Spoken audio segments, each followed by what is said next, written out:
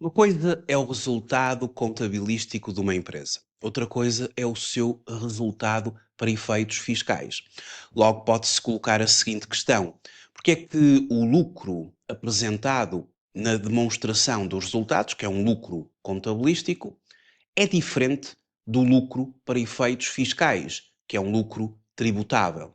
A resposta está na diferença fundamental entre aquilo que são as regras contabilísticas e as regras fiscais que perseguem objetivos distintos. Ah, de acordo com o parágrafo número 5 da norma contabilística e do relato financeiro 25, diz-nos o seguinte: o lucro contabilístico é o resultado de um período contabilístico antes da dedução do encargo com o imposto, ou seja, do IRC sobre o rendimento, calculado segundo os princípios e as normas contabilísticas. Por outro lado, o lucro tributável, ou eventualmente o prejuízo para efeitos fiscais, é o lucro ou o prejuízo desse mesmo período, mas apurado de acordo com as regras que estão estipuladas no código do IRC, ou seja, as regras fiscais. Numa perspectiva contabilística, ao longo do ano, a empresa vai contabilizando os rendimentos e os gastos. Os rendimentos têm sinal positivo, os gastos têm sinal negativo e rendimentos e gastos vão sendo reconhecidos, tomando por base a especialização dos exercícios, ou seja, o regime do acréscimo. Os rendimentos e os gastos são reconhecidos no período a que dizem respeito, independentemente do pagamento ou do recebimento ocorrer em período ou em períodos subsequentes. E, portanto, a diferença entre os rendimentos e os gastos resulta no denominado resultado antes de impostos, o qual pode ser um resultado positivo se os rendimentos excederem os gastos, e um resultado positivo é um lucro contabilístico, ou eventualmente negativo se os gastos forem superiores aos rendimentos, temos um prejuízo para efeitos contabilísticos, um prejuízo contabilístico. E este resultado ele reflete, no fundo, a realidade económica da empresa segundo critérios de relato financeiro, ou seja, com base nas regras contabilísticas. Já, e agora, numa ótica fiscal, eu posso dizer que nem todos os gastos que foram reconhecidos ao longo daquele ano vão ser fiscalmente aceitos, assim como nem todos os rendimentos são tributados da mesma forma. É aqui que surgem as chamadas correções fiscais, que consistem em ajustamentos, podem ser a acrescer ou a deduzir, ao resultado contabilístico para fazermos um caminho até alcançar o resultado fiscal. Exemplos de correções fiscais que vão ocorrer são, por exemplo, no reconhecimento de multas e coimas que não são aceitos, são encargos não dedutíveis para efeitos fiscais, eles foram contabilizados, mas não são fiscalmente aceitos e vamos ter de os acrescer. Por exemplo, determinadas imparidades reconhecidas, mas que não vão ser fiscalmente aceitos. Certas despesas ou gastos que vão além dos limites legais, as próprias depreciações do período que excedam limites fiscalmente aceitos e, portanto, vamos ter de fazer correções ao resultado. Essas correções podem ser na totalidade, se o gasto não é de todo aceito, ou em parte, quando existe um limite até ao qual ele é aceito, mas a empresa ultrapassou esse limite.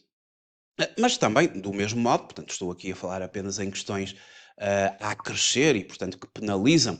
Do mesmo modo, podem existir deduções, como é, por exemplo, o caso dos benefícios fiscais que operam como dedução ao lucro tributável. É um exemplo de possíveis deduções. Tudo isto é feito no quadro 7 da Declaração Modelo 22. O esquema geral do cálculo, ele acontece nos seguintes termos. O ponto de partida é o resultado contabilístico, determinado de acordo com as normas contabilísticas. Este resultado contabilístico é o que consta na demonstração dos resultados, mas depois é preciso apurar o imposto. E o imposto vai ser apurado conforme as regras fiscais. Vamos ter eventualmente variações patrimoniais positivas ou negativas, ajustamentos fiscais a acrescer ou a deduzir, e de tudo isto, tomando como referência que o resultado contabilístico, se for positivo, é um lucro contabilístico, se for negativo, é um prejuízo contabilístico, mas quer numa circunstância, quer noutra. É obrigatório fazer as correções fiscais, de acordo com o código do IRC, e pode de tudo isto, da soma algébrica, resultar ainda valor negativo, prejuízo para efeitos fiscais, o valor positivo, lucro tributável. Seguidamente virão a ser deduzidos prejuízos fiscais, na perspectiva do artigo 52 do Código do IRC, que só podem ser deduzidos até 65% do lucro tributável, e quando há lucro tributável, forma-se a matéria coletável, aplicar-se-á a taxa de imposto. Haverá ainda uma derrama estadual, eventualmente, se o lucro tributável ultrapassar 1.500.000 euros, mas isto é nos termos do artigo 87A. A matéria coletável vezes a taxa forma a coleta. Depois há também a chamada derrama municipal, que se aplica sobre o lucro tributável, dependendo das autarquias locais, pode variar entre o 0 e 1,5% do lucro tributável, um conjunto de tributações autónomas no artigo 88, e forma-se o imposto estimado para o período, que é aquela verba que virá na demonstração dos resultados. E, portanto, tivemos que fazer um caminho desde o resultado contabilístico até ao resultado para efeitos fiscais. Isto é feito na declaração modelo 22. É no quadro 07 que se apura o lucro tributável e se faz a passagem de um resultado contabilístico. Aqui o ponto de partida é o resultado líquido do período, mas depois também acresce o IRC, e o resultado líquido mais o IRC volta ao resultado antes de impostos, e depois as várias correções fiscais a acrescer, outras a deduzir, até encontrarmos o prejuízo para efeitos fiscais ou o lucro tributável. Um exemplo de correções fiscais, são muitos os exemplos, o quadro 7 é enormíssimo, mas um exemplo que eu vou aqui, de forma introdutória, referir, só para exemplificar, são depreciações e amortizações não aceitos como gastos. Ou seja, isto acontece muito ao nível das viaturas. Atualmente, existe um limite fiscal em termos de custo de aquisição para veículos movidos exclusivamente a energia elétrica, 62.500 euros, híbridos plug-in, 50.000 euros, GPL ou gás natural, 37.500 euros, e as restantes viaturas, dentro do âmbito gasóleo, gasolina, 25.000 euros. Estes são os valores de referência para efeitos fiscais. E aqui podem surgir as necessidades de correções fiscais. Por exemplo, imagine-se que a empresa XKY Limitada depreciou pela linha reta, ou seja, pelas cotas constantes, no ano N, tendo utilizado taxas máximas previstas no Decreto Regulamentar 25/2009, os seguintes bens do seu ativo fixo. Por exemplo, uma viatura ligeira de passageiros a gasóleo que foi comprada por 50.000 euros. Vimos que o limite de valor de aquisição para este tipo de viaturas é de 25.000. Não esquecer que existem outros limites, conforme eu expliquei. Aquilo que eu tenho de fazer é começar pela depreciação na ótica contabilística, que vai afetar o resultado contabilístico. Utilizo 25% vezes 50.000. 25%, a vida útil será de 4 anos.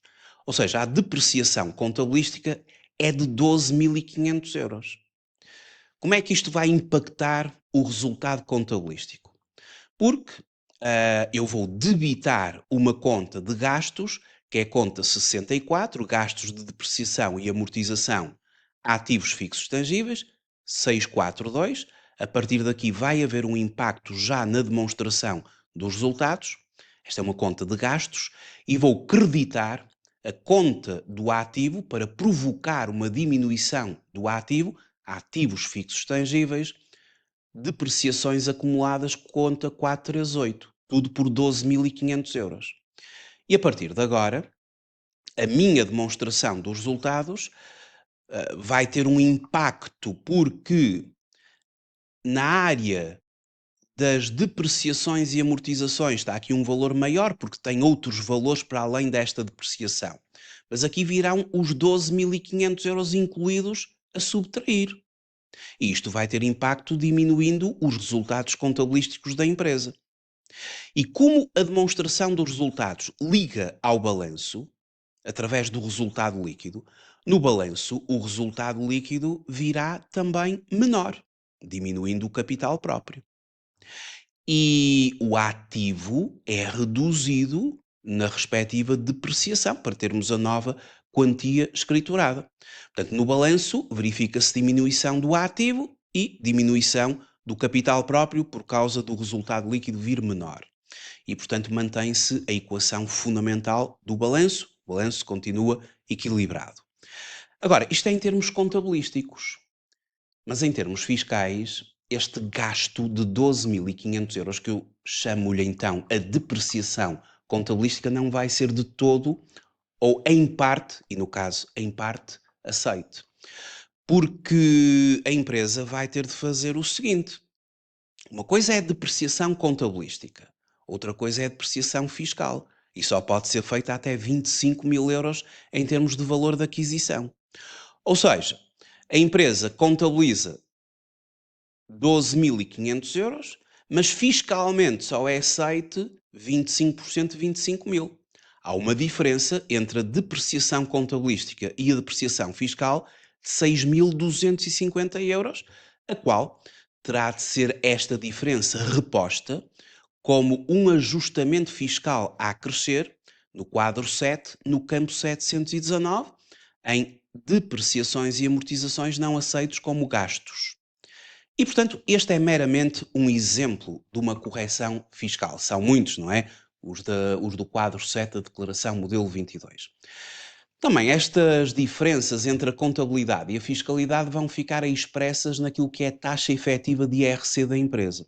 Por uma coisa é a taxa de IRC que aparece no código do IRC. Outra coisa é a taxa efetiva de IRC. No código do IRC, a taxa de imposto está prevista no artigo 87, segundo o qual a taxa de IRC é de 20% para as empresas, exceto os casos previstos no número 2 do artigo 87, que se aplicam a pequenas e médias empresas e a empresa de pequena e média capitalização, a small mid cap, que a taxa de IRC aplicável aos primeiros 50.000 euros de matéria coletável é 16%, aplicando-se a taxa prevista no número anterior ao excedente, até 50.000 euros, 16%, mais de 50.000 euros, o excedente, 20%. Isto é o que está no código do IRC. Agora, se eu analisar esta empresa que estou aqui a trabalhar na sua demonstração dos resultados, calculando a taxa efetiva, eu vou dividir o IRC da empresa, que são 66.362,86, em módulo, pelo seu resultado antes de impostos, 274.689,97. E tem uma taxa efetiva de 24,16, em relação ao período anterior, 27,32. O efeito fiscal pode ser calculado dividindo o resultado líquido pelo resultado antes de impostos, 75,84 e 72,68 do período anterior. A taxa efetiva mais o efeito fiscal, 100%. Ou seja, as taxas efetivas de IRC desta empresa são superiores às taxas contempladas no código do IRC. Porque, de facto, a taxa do IRC é aplicável sobre o lucro tributável da empresa e esta teve várias correções fiscais a realizar. Esta é a razão pela qual a taxa efetiva é distinta da taxa nominal, daquela taxa que se encontra no código do IRC. E relativamente a esta empresa, a taxa nominal, já sabemos, isto é uma pequena e média entidade e, portanto, aplicou-se 16% aos primeiros 50.000 euros de matéria coletável, não de valor da contabilidade, de valor calculado em termos fiscais, com várias correções fiscais, e 20% ao remanescente a 50.000 euros. E, portanto, encontrou-se 24,16 de taxa efetiva e 75,84 de efeito fiscal. No fundo, significa que por cada 100 euros de lucro, 24,16 são para o fisco e por cada 100 euros de lucro, 75,84 ficam para já na empresa. E, portanto, isso é a diferença entre taxa efetiva e efeito fiscal. São complementares, um mais o outro, 100%. E, de facto, é mais uma sinalização de como as correções fiscais trazem impacto para a empresa. Esta empresa tem uma taxa efetiva superior à taxa que está no código do IRC, porque fez correções fiscais e essas agravaram o resultado da empresa para efeitos fiscais, ou seja, a base sobre a qual se aplicou a taxa nominal era superior à contabilística. Muito obrigado por ter visualizado este vídeo. Até uma próxima videoaula.